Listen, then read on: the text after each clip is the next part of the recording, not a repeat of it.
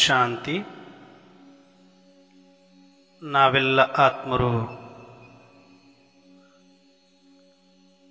ಅವ್ಯಕ್ತ ಆತ್ಮೀಯ ಸ್ವಸ್ಮೃತಿಯಲ್ಲಿ ಸ್ಥಿತರಾಗುತ್ತಾ ನಾವೆಲ್ಲ ಆತ್ಮರ ತಂದೆ ಪರಂಪಿತ ಶಿವಪರಮಾತ್ಮನನ್ನು ಆಹ್ವಾನಿಸುತ್ತಾ ಪ್ರಜಾಪಿತ ಬ್ರಹ್ಮ ಜಗದಂಬಾ ಸರಸ್ವತಿ ಮಮ್ಮಾರವರನ್ನು ಸ್ಮೃತಿ ಮಾಡುತ್ತಾ ಈ ದಿನ ವಿಶೇಷವಾಗಿ ಭಾನುವಾರದ ಅವ್ಯಕ್ತ ಮುರಳಿಯ ಸ್ಲೋಗನ್ ಚಿಂತನೆಯನ್ನು ಸಂಕ್ಷಿಪ್ತವಾಗಿ ಮಾಡೋಣ.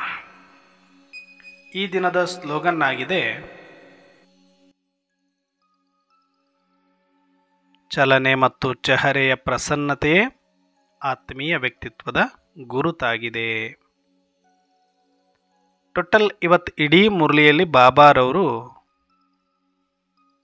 ನಮ್ಮ ಒಂದು ಆತ್ಮೀಯ ವ್ಯಕ್ತಿತ್ವವನ್ನು ಯಾವ ರೀತಿ ಇಟ್ಟುಕೊಳ್ಬೇಕು ಅನ್ನೋದರ ಕುರಿತಾಗಿಯೇ ತಿಳಿಸ್ತಾ ಅಂತಿಮದಲ್ಲಿ ಈ ಸ್ಲೋಗನನ್ನು ಕೊಟ್ಟಿದ್ದಾರೆ. ಹಾಗಾಗಿ ಚಲನೆ ಮತ್ತು ಚಹರೆ ಇದು ಎರಡೂ ಪ್ರಸನ್ನವಾಗಿರಬೇಕು, ಅದು ನಿಜವಾದ ಆತ್ಮೀಯ ವ್ಯಕ್ತಿತ್ವ ಅಂತ ನಾವು ಗುರುತಿಸಬಹುದು ಅಂತ. ಯಾಕೆ ಅಂತಂದರೆ ಚಲನೆ ಮತ್ತು ಚಹರೆಯನ್ನು ಭಾಳ ಹೊತ್ತು ನಾವು ನಟನೆಯಲ್ಲಿ ಇಟ್ಕೊಳ್ಳೋದಕ್ಕೆ ಆಗೋದಿಲ್ಲ. ಆ್ಯಕ್ಟಿಂಗ್ ಮಾಡಬಹುದು, ನಾವೊಂದಷ್ಟು ಕ್ಷಣಗಳ ಕಾಲ ನಮ್ಮ ಮುಖದಲ್ಲಿ ನಗು ಇಲ್ಲ ಅಂದರೂ ಕೂಡ ಒಳಗಡೆ ನಗು ಇಲ್ಲ ಮನಸ್ಸಲ್ಲಿ ಅಂದ್ರೂ ನಗುವನ್ನು ತೋರಿಸಬಹುದು.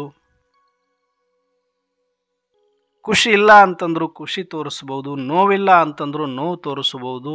ಇಲ್ಲ ಅಂತಲ್ಲ, ಮುಖ ಎಲ್ಲವೂ ಕೂಡ ಆ್ಯಕ್ಟಿಂಗನ್ನು ಮಾಡುತ್ತೆ, ಅಭಿನಯ ಮಾಡುತ್ತೆ. ಆದರೆ ಬಹಳ ಸಮಯ ಅಲ್ಲ. ಇಲ್ಲದ್ದನ್ನು ಇದೆ ಎಂದು ತೋರಿಸಿಕೊಳ್ಳೋದು, ಇದ್ದದ್ದನ್ನು ಇಲ್ಲ ಎಂದು ತೋರಿಸಿಕೊಳ್ಳುವ ಆ್ಯಕ್ಟಿಂಗ್ ಕರಗತವಾಗಿದೆ. ಆದರೆ ಮುಖವು ಮನಸ್ಸಿನ ಕನ್ನಡಿ ಅಂತ ಹೇಳ್ತಾರೆ.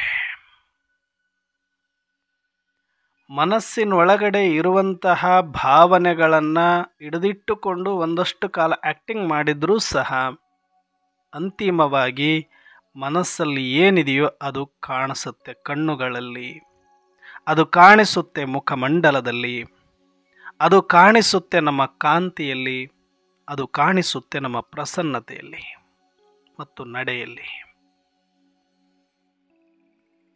ಆದರೆ ಮನಸ್ಸು ಚಂಚಲವಾಗಿರೋದ್ರಿಂದ ಮುಖಮಂಡಲದ ಮುಖಚರ್ಯವೂ ಕೂಡ ದಿನದಲ್ಲಿ ಸಾಕಷ್ಟು ಬಾರಿ ಅದು ವ್ಯತ್ಯಾಸವನ್ನು ಕಂಡುಕೊಳ್ಳುತ್ತೆ. ಕೆಲವು ಸಲ ಖುಷಿಯಲ್ಲಿರುವಂತೆ, ಕೆಲವು ಸಲ ದುಃಖದಲ್ಲಿರುವಂತೆ, ಕೆಲವು ಸಲ ನೋವಿನಲ್ಲಿರುವಂತೆ, ಕೆಲವು ಸಲ ನಗುವಿನಲ್ಲಿರುವಂತೆ, ಕೆಲವು ಸಲ ನಿರಾಸೆಯಂತೆ, ಕೆಲವು ಸಲ ಉಮ್ಮಂಗ ಉತ್ಸಾಹದಂತೆ.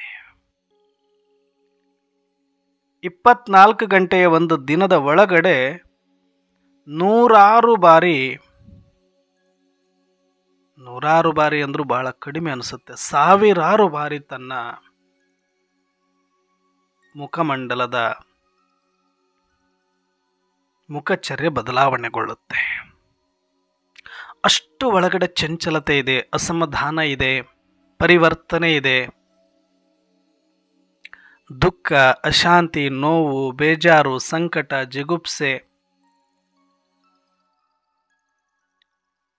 ಬೇಕಿಲ್ಲದಿದ್ದರೂ ಒಂದಷ್ಟು ಖುಷಿ ತೋರಿಸ್ಕೋಬೇಕು, ಸಂತೋಷ ತೋರಿಸ್ಕೋಬೇಕು, ಉಮ್ಮಂಗ ಉತ್ಸಾಹ ತೋರಿಸ್ಕೋಬೇಕು. ಇದೆಲ್ಲದರ ಮಧ್ಯೆ ಒಂದು ದಿನಕ್ಕೆ ಸಾವಿರಾರು ಮುಖವಾಡಗಳು ಬಂದು ಹೋಗಿಬಿಡುತ್ತೆ. ನಮಗೆ ಗೊತ್ತಿದ್ದು ಗೊತ್ತಿಲ್ಲದ ರೂಢಿಯಾಗಿಬಿಟ್ಟಿದೆ ಅದು. ಆದರೆ ಇದಲ್ಲ ನಮ್ಮ ನಿಜವಾದ ವ್ಯಕ್ತಿತ್ವ.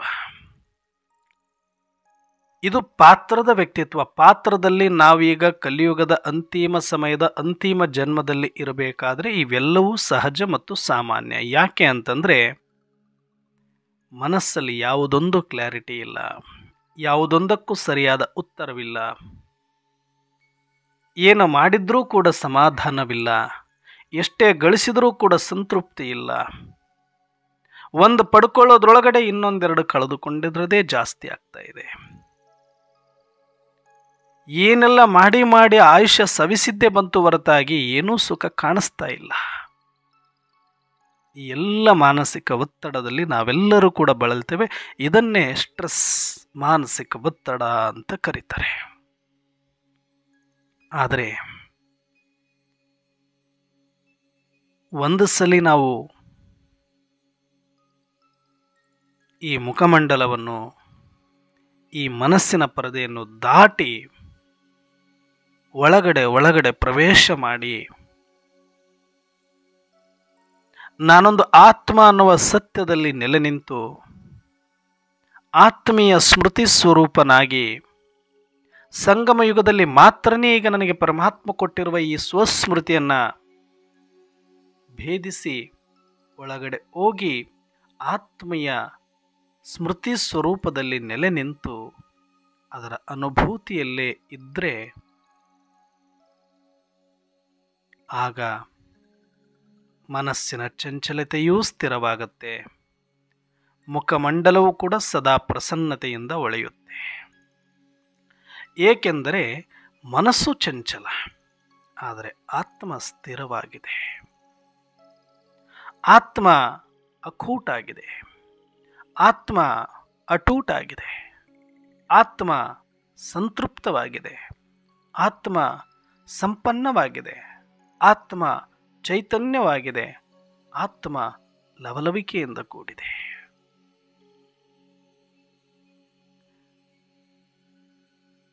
ಸಮುದ್ರ ಯಾವಾಗಲೂ ಕೂಡ ತನ್ನನ್ನು ತಾನು ಚಟುವಟಿಕೆಯಲ್ಲಿ ಇಟ್ಟುಕೊಳ್ಳುವಂತೆ, ಸದಾ ಸ್ವಚ್ಛವಾಗಿರುವಂತೆ, ಸದಾ ನವನವೀನತೆಯಂತೆ, ಸದಾ ಉಮ್ಮಂಗ ಉತ್ಸಾಹದಂತೆ ಹೇಗೆ ಕಂಗೊಳಿಸುತ್ತದೆಯೋ ಹಾಗೆಯೇ ಆತ್ಮದ ಲವಲವಿಕೆ, ಆತ್ಮದ ಉಮ್ಮಂಗ ಉತ್ಸಾಹ, ಆತ್ಮದ ಆನಂದ, ಆತ್ಮದ ಸಂತೋಷ ಅಪಾರವಾಗಿರುವಂಥದ್ದು, ಅಸೀಮವಾಗಿರುವಂಥದ್ದು. ಯಾರಾದರೆ ಒಂದು ಸಲ ಪ್ರಯತ್ನಪಟ್ಟು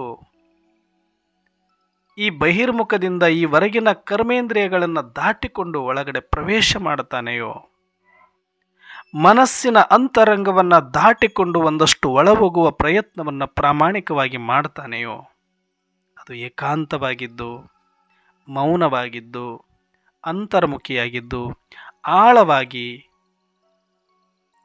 ಒಂದಷ್ಟು ಯೋಗದಲ್ಲಿ ನಿರತನಾಗಿ ಮನಸ್ಸಿನ ಪಟಲವನ್ನು ದಾಟಿ ಒಳಗಡೆ ಪ್ರವೇಶ ಮಾಡಿ ಭ್ರೂ ಮಧ್ಯದಲ್ಲಿರುವ ಆತ್ಮದ ಸ್ವಸ್ಮೃತಿಯನ್ನು ಜಾಗೃತಿ ಮಾಡಿಕೊಂಡು ಆತ್ಮದ ಸ್ವಧರ್ಮದಲ್ಲಿ ನೆಲೆ ನಿಂತ ಆತ್ಮ ಒಂದು ಸಲ ಆ ಆತ್ಮದ ರುಚಿಯನ್ನು, ಟೇಸ್ಟನ್ನು, ಫ್ಲೇವರನ್ನು ನೋಡಿದ ಯಾವುದೇ ಒಬ್ಬ ಜ್ಞಾನಿ ಮತ್ತೆ ಯಾವತ್ತೂ ಕೂಡ ಈ ಬಹಿರ್ಮುಖದ ಇಚ್ಛೆಗಳಿಗೆ, ಬಹಿರ್ಮುಖದ ಆಸೆಗಳಿಗೆ, ಬಹಿರ್ಮುಖದ ಆಕರ್ಷಣೆಗಳಿಗೆ ಒಳಗಾಗುವುದಿಲ್ಲ. ಆತ ಯಾವತ್ತಿದ್ರೂ ಕೂಡ ಸದಾಕಾಲ ಆತ್ಮದ ಆನಂದದಲ್ಲಿ ತೇಲಾಡುವ ಆತನಾಗಿರುತ್ತಾನೆ, ಅತೀಂದ್ರಿಯ ಸುಖದಲ್ಲೇ ಮುಳುಗಿರುವ ಆತನಾಗಿರುತ್ತಾನೆ, ಸ್ಥಿರವಾದ ಸುಖವನ್ನು ಅನುಭವಿಸುವ ಆತನಾಗಿರುತ್ತಾನೆ. ಅದೇ ನಿಜವಾದ ಆತ್ಮೀಯತೆ ಮತ್ತು ಆತ್ಮೀಯ ಸುಗಂಧವಾಗಿರುತ್ತೆ. ಅದೇ ನಿಜವಾದ ಆತ್ಮಾನಂದವೂ ಆಗಿದೆ, ಆತ್ಮ ಜಾಗೃತಿಯೂ ಆಗಿದೆ. ಈ ರೀತಿಯಾಗಿ ಯಾರು ಬಹಳ ಪ್ರಾಮಾಣಿಕ ಪ್ರಯತ್ನದಿಂದ, ನಿರಂತರ ಅಭ್ಯಾಸದಿಂದ, ಆಸಕ್ತಿಯಿಂದ ಆ ಗುರಿಯನ್ನು ತಲುಪಬೇಕು ಎನ್ನುವ ಉತ್ಕಟ ಇಚ್ಛೆಯಿಂದ ಮರಳಿ ಮರಳಿ ಪ್ರಯತ್ನವನ್ನು ಮಾಡಿ ಹೊರಗಿನ ಒತ್ತಡಗಳನ್ನು ಮೀರಿ ಮನಸ್ಸಿನ ಅಲೆದಾಟವನ್ನು ಮೆಟ್ಟಿ ಆತ್ಮದ ಸ್ಮೃತಿಯಲ್ಲಿ ನೆಲೆ ನಿಂತವರಿಗೆ ಖಂಡಿತವಾಗಿಯೂ ಕೂಡ ನಿರಾಶೆ ಯಾವತ್ತೂ ಕೂಡ ಆಗಲಿಕ್ಕೆ ಸಾಧ್ಯ ಇಲ್ಲ. ಒಳಗಡೆ ಆತ್ಮದ ಆನಂದದಲ್ಲಿ ತೇಲಾಡ್ತಾ ಹೊರಗಿನ ಪ್ರಪಂಚವನ್ನು ನೋಡಿಯೂ ನೋಡದಂತೆ, ಕೇಳಿಯೂ ಕೇಳದಂತೆ ಆತ್ಮದ ಆನಂದ, ಆತ್ಮಾನುಭವಿ ಇದ್ದೇ ಇರ್ತಾನೆ ಅಲ್ಲಿ. ಆ ಆತ್ಮಾನಂದ, ಆತ್ಮಾನುಭವಿ ಆ ಒಂದು ಚೇತನದ ಅನುಭೂತಿಯಲ್ಲಿ ನಿರಂತರವಾಗಿ ತನ್ನನ್ನು ಲೈಟಾಗಿ, ಮೈಟಾಗಿ ಇಟ್ಟುಕೊಂಡಿರ್ತಾನೆ. ಮತ್ತು ಒಳಗಿನ ಆತ್ಮದ ಆ ಒಂದು ಶಾಂತಿಯ ಸ್ವಧರ್ಮದ ಅನುಭೂತಿಯಲ್ಲಿ ಸಂತೃಪ್ತನಾಗಿರ್ತಾನೆ. ಆತ್ಮದ ಸ್ವಧರ್ಮದಲ್ಲಿ ಸಂಪನ್ನನಾಗಿರ್ತಾನೆ. ಆತನಿಗೆ ಹೊರಗಿನ ಯಾವುದೇ ಇಚ್ಛೆ ಆಕರ್ಷಣೆಗಳು ಬಾಧಿಸುವುದಿಲ್ಲ. ಇಚ್ಛಾ ಮಾತ್ರ ಅವಿದ್ಯ, ಕರ್ಮ ಅತೀತ, ಬೀಜ ರೂಪ, ಸಾರ ಸ್ವರೂಪ, ಬಾಪ ಸಮಾನ ಸ್ಥಿತಿಯಲ್ಲಿ ಇಡೀ ಸೃಷ್ಟಿ ನಾಟಕದ ಅತಿ ಶ್ರೇಷ್ಠ ಪಾತ್ರವನ್ನು, ಪರಮಾತ್ಮನ ಸಮಾನ ಪಾತ್ರವನ್ನು ಅಭಿನಯಿಸುವಂತಹ ಒಂದು ತಾಕತ್ತು, ಒಂದು ಅವಕಾಶ ಬ್ರಾಹ್ಮಣ ಪಾತ್ರಧಾರಿ ಆತ್ಮರಿಗೆ ಮಾತ್ರನೇ ಇರುವಂಥದ್ದು. ಹಾಗಾಗಿ ಈ ಆತ್ಮದ ಸತ್ಯ ಯಥಾರ್ಥವಾಗಿ ತಿಳಿದುಕೊಂಡಿರುವುದೇ ನಾವು ಅಂದ ಮೇಲೆ ಪರಮಾತ್ಮನ ಸಮಾನ ಪಾತ್ರ ಮಾಡಲಿಕ್ಕೆ ನಮಗೆ ಮಾತ್ರ ಈ ನಾಟಕದಲ್ಲಿ ಅವಕಾಶ ಸಿಕ್ಕಿರುವಂಥದ್ದು. ಆತ್ಮದ ದೃಷ್ಟಿಯಲ್ಲಿ ನಾವೆಲ್ಲರೂ ಒಂದೇ ಆದರೂ ಕೂಡ ಪಾತ್ರದ ದೃಷ್ಟಿಯಲ್ಲಿ ನಮಗೆ ಅವಕಾಶ ಇರೋದರಿಂದ ಇದರಲ್ಲೂ ಕೂಡ ಕೋಟಿಯಲ್ಲಿ ಕೆಲವರಲ್ಲಿ ಕೆಲವರು ಮಾತ್ರನೇ ಈ ಒಂದು ಆತ್ಮೀಯ ಆನಂದವನ್ನು ಅನುಭವಿಸ್ತಾರೆ. ಭಕ್ತಿ ಮಾರ್ಗದಲ್ಲಿ ಆತ್ಮದ ಆನಂದ, ಆತ್ಮದ ಯಥಾರ್ಥ ಪರಿಚಯ ಇಲ್ಲದೇ ಇದ್ದರೂ ಕೂಡ ಒಂದಷ್ಟು ಮನಸ್ಸನ್ನು ನಿಯಂತ್ರಿಸಿ ಮನಸ್ಸನ್ನು ಮೀರಿ ಮೇಲೆ ಹೋದರೆ ಸಾಕು, ಅವರಿಗೆ ಉತ್ಕಟ ಆನಂದ, ಉನ್ಮಾದ ಅನುಭವ ಮಾಡ್ತಾ ಇದ್ರು. ಅತಿಯಾದ ಧ್ಯಾನದ ಆಳದಲ್ಲಿ ಹೋಗ್ತಾ ಇದ್ರು. ವರ್ಷಗಟ್ಟಲೆ ಕೂತ್ಕೊಂಡ್ಬಿಡ್ತಾ ಇದ್ರು ಆ ಆನಂದದೊಳಗಡೆ. ಅಷ್ಟು ನಶೆ, ಅಷ್ಟು ಅತೀಂದ್ರಿಯ ಸುಖ ಅದರಲ್ಲಿದೆ. ಆದರೆ ಅವರಿಗೆ ಯಾವುದೂ ಯಥಾರ್ಥ ಗೊತ್ತಿರಲಿಲ್ಲ. ಇವತ್ತು ನಮಗೆ ಆತ್ಮದ ಎಲ್ಲವೂ ಕೂಡ ನಮಗೆ ಗೊತ್ತಿದೆ. ಆತ್ಮದ ಪರಿಚಯ, ಆತ್ಮದ ಸ್ಮೃತಿ, ಆತ್ಮದ ಸ್ವರೂಪ, ಆತ್ಮದ ಸ್ಥಾನ, ಆತ್ಮದ ತಂದೆ, ಆತ್ಮದ ಧರ್ಮ, ಆತ್ಮದ ಮನೆ, ಆತ್ಮದ ಕರ್ತವ್ಯ ಎಲ್ಲವನ್ನೂ ಕೂಡ ನಾವು ತಿಳಿದು ಅದರ ಅನುಭವದಿಂದ ವಂಚಿತರಾದರೆ ಬಹುಶಃ ಈ ಸೃಷ್ಟಿ ನಾಟಕದಲ್ಲಿ ನಮ್ಮಂಥ ದೌರ್ಭಾಗ್ಯಶಾಲಿಗಳು ಮತ್ತು ನತದೃಷ್ಟರು ಮತ್ಯಾರೂ ಇರೋದಿಲ್ಲ. ಬಲೆ ನಾವು ಪಾತ್ರದಲ್ಲಿ ಅವರೆಲ್ಲರಿಗಿಂತ ಶ್ರೇಷ್ಠ ಅಂತ ನಮ್ಮ ಬೆನ್ನು ನಾವು ಚಪ್ಪರಿಸಿಕೊಂಡರೂ ಕೂಡ, ಬಟ್ ಇಂಥ ಅವಕಾಶ ಇದ್ದಾಗಲೂ ಕೂಡ ನಾವು ಪರಮಾತ್ಮನ ಸಮಾನ ಈ ಆತ್ಮದ ಆನಂದ, ಅತೀಂದ್ರಿಯ ಸುಖ, ಜೀವನ್ಮುಕ್ತ ಸ್ಥಿತಿಯನ್ನು ನಾವು ಅನುಭವ ಮಾಡಲಿಲ್ಲ ಅಂತಂದರೆ ನಿಜಕ್ಕೂ ಈ ಸಂಗಮಯುಗದ ಬ್ರಾಹ್ಮಣ ಜನ್ಮ ಬೇರೆ ಏನು ಮಾಡಿದರೂ ಕೂಡ ವ್ಯರ್ಥನೆ. ಹಾಗಾಗಿ ನಾನು ಹೇಳೋದು, ನೀವು ಆತ್ಮದ ಆಳದಲ್ಲಿ ಹೋಗಿ. ಬ್ರಹ್ಮ ಇದನ್ನೇ ಮಾಡಿದರು, ಮಮ್ಮಾರವರು ಇದನ್ನೇ ಮಾಡಿದರು. ಫಾಲೋ ಬ್ರಹ್ಮ ಮಮ್ಮ ಅಂತ ಬಾಬರವರು ಮುರಳಿಯಲ್ಲಿ ಎಷ್ಟು ಹೇಳಿದರೂ ಕೂಡ ನಮಗೆ ಕರ್ಮದಲ್ಲಿ ಆಸಕ್ತಿ ಇರುವಷ್ಟು ಯೋಗದಲ್ಲಿ ಇಲ್ಲ, ಬಹಿರ್ಮುಖದಲ್ಲಿ ಇರುವಷ್ಟು ಅಂತರ್ಮುಖದಲ್ಲಿ ಇಲ್ಲ, ಮಾತಿನ ಶಬ್ದದ ಗದ್ದಲದಲ್ಲಿರುವಷ್ಟು ಮೌನದಲ್ಲಿ ನಮಗೆ ಆಸಕ್ತಿ ಇಲ್ಲದೆ ಇರೋದೇ ಆತ್ಮಾನುಭೂತಿಯಿಂದ ವಂಚಿತರನ್ನಾಗಿ ಮಾಡಿದೆ. ಆದರೆ ಅಲ್ಲಿ ಭೇದಿಸಿಕೊಂಡು ಹೋಗುವವರು ಕೋಟಿಯಲ್ಲಿ ಕೆಲವರೇ ಆಗಿರೋದ್ರಿಂದ ನಾವು ಎಷ್ಟೇ ಹೇಳಿದರೂ ಕೂಡ ಅಷ್ಟೇ. ಯಾಕಂದರೆ ಅವರವರ ಪಾತ್ರ ಅಲ್ಲಲ್ಲೇ ನಿಂತುಕೊಳ್ಳುತ್ತೆ. ಕೆಲವರದ್ದು ಸ್ಥೂಲದಲ್ಲಿ, ಕೆಲವರದ್ದು ಸೂಕ್ಷ್ಮದಲ್ಲಿ. ಆದರೆ ಕೆಲವರು ಆತ್ಮರು ಈ ಸ್ಥೂಲ ಮತ್ತು ಸೂಕ್ಷ್ಮವನ್ನು ಮೆಟ್ಟಿ ಒಳಗಡೆ ನಿರಾಕಾರವನ್ನು ಮುಟ್ಟಿ ಆ ಆತ್ಮದ ಆನಂದವನ್ನು ಅನುಭವ ಮಾಡುವಂಥವರು ಬಹಳ ಬಹಳ ವಿರಳವಾಗಿರ್ತಾರೆ. ಅಂಥ ಒಂದು ಆತ್ಮದ ಅನುಭೂತಿಯನ್ನು ಮಾಡಿರುವವರು 24x7 ಅವ್ರಿಗಿನ್ಯಾವುದು ಲೋಕ ಇರೋದಿಲ್ಲ, ಅವರದ್ದೇ ಒಂದು ಲೋಕ. ಹೇಳ್ತಾರಲ್ಲ, ಅವರು ಈ ರೂಢಿಯಲ್ಲಿ ಇಲ್ಲರಿ, ಆ ರೂಢರು ಅಂತ ಹೇಳ್ತಾರೆ. ಅವರು ಈ ಲೋಕದಲ್ಲಿ ಇಲ್ಲರಿ, ಅವರದ್ದೇ ಲೋಕದಲ್ಲಿದ್ದಾರೆ ಅಂತ ಹೇಳ್ತಾರೆ. ಅಷ್ಟು ನಾವು ಮುಳುಗೋಗಿಬಿಡಬೇಕು ಆತ್ಮದ ಆನಂದದಲ್ಲಿ. ಎಷ್ಟು ನೀವು ಆತ್ಮದ ಆನಂದದ ಸಂತೃಪ್ತಿಯಲ್ಲಿ ಇರ್ತೀರಿ, ಅಷ್ಟು ಪರಮಾತ್ಮನ ಛತ್ರಛಾಯೆಯ ಅನುಭೂತಿ ನಿಮಗೆ ಗೊತ್ತಿಲ್ಲದೆ ಆಗ್ತಾ ಹೋಗುತ್ತೆ. ಗೊತ್ತಿಲ್ಲದೆ ಹೇಗೆ ನೀವು ಮಳೆಗಾಲದಲ್ಲಿ ನಿಮಗೆ ಗೊತ್ತಿಲ್ಲದೆ ಈಗ ತಾನೇ ಮಳೆ ಬಂದು ನಿಂತು ತಂಪಾಗಿರುವ ಪ್ರದೇಶದಲ್ಲಿ ನಿಮ್ಮನ್ನು ನೀವು ಸುಮ್ಮನೆ ಮೈವಡ್ಡಿ ನಿಂತರೆ ಸಾಕು, ಆ ಶೀತಲವಾಗಿರುವ ಗಾಳಿ ನಿಮ್ಮ ಮೈಯನ್ನು ಆವರಿಸಿಕೊಳ್ಳುವಂತೆ ಯಾರಾದರೆ ನೀವು ಸುಮ್ಮನೆ ಬಂದು ಆತ್ಮದ ಸ್ಮೃತಿಯ ನೆಲೆಯಲ್ಲಿ ನಿಂತುಕೊಳ್ಳುವ ಪ್ರಯತ್ನ ಮಾಡಿ ಪರಮಾತ್ಮನ ಪ್ರೀತಿಯ ಅಪ್ಪುಗೆ ಹೇಗೆ ಇರುತ್ತೆ ಅನ್ನೋದು ನೀವು ಅನುಭವ ಮಾಡಲಿಕ್ಕೆ ಸಾಧ್ಯ ಇದೆ. ಅದನ್ನು ಊಹೆ ಮಾಡಲಿಕ್ಕೂ ಆಗೋದಿಲ್ಲ. ಅಷ್ಟು ವಿಪರೀತವಾದ ಆನಂದವಿದೆ ಆ ಪರಮಾತ್ಮನ ಪ್ರೀತಿಯಲ್ಲಿ. ಪರಮಾತ್ಮನನ್ನು ನಾವು ನೆನಪು ಮಾಡಿ ಜಪ ಮಾಡಿ ಈಗ ಅವರ ಪ್ರೀತಿ ಅನುಭವಿಸಬೇಕಿಲ್ಲ. ಪರಮಾತ್ಮ ಕೊಟ್ಟಿರುವ ಸ್ಮೃತಿಯ ಸ್ವರೂಪದಲ್ಲಿ ಬಂದು ನಿಂತ್ಕೊಂಡ್ರೆ, ಆ ಸ್ಮೃತಿಯಲ್ಲಿ ಸ್ಥಿತರಾದರೆ ಸಾಕು, ಆ ಪರಮಾತ್ಮನ ಪ್ರೀತಿ, ಪರಮಾತ್ಮನ ಶಕ್ತಿ, ಪರಮಾತ್ಮನ ಆಶೀರ್ವಾದ ಎಲ್ಲವೂ ಕೂಡ ನಮ್ಮದಾಗಿಬಿಡುತ್ತೆ. ಪಾನ ಸೋತೋ ಪಾಲಿಯ ಎಲ್ಲವನ್ನ ಕೂಡ ನಾವು ಪಡ್ಕೊಂಡು ಬಿಡ್ತೀವಿ.